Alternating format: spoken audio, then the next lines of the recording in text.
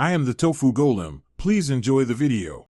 You're going to start by letting Edge handle downloads more permissively, so open Edge and click the three-dot menu. Once done, go to Settings, then Cookies and Site Permissions, and open Automatic Downloads. This is where Edge blocks recurring downloads.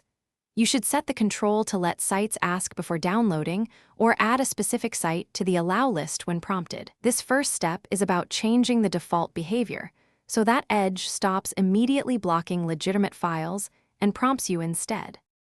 Next, adjust the security and download location settings to prevent false positives. Go to Settings, Privacy, Search and Services, and inspect Microsoft Defender Smart Screen.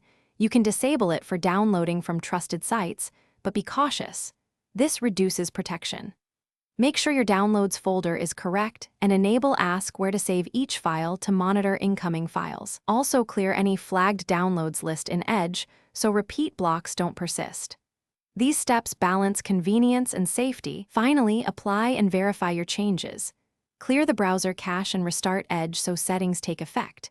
If downloads are still blocked, disable extensions one by one. Ad blockers or security add-ons often interfere or test in private mode to isolate profile issues. If problems persist, reset Edge settings to default or create a new browser profile. That resolves corrupted preferences. Quick troubleshooting tip.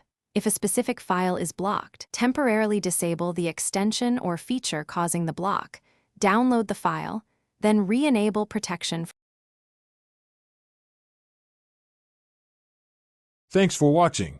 Consider subscribing if we helped you today.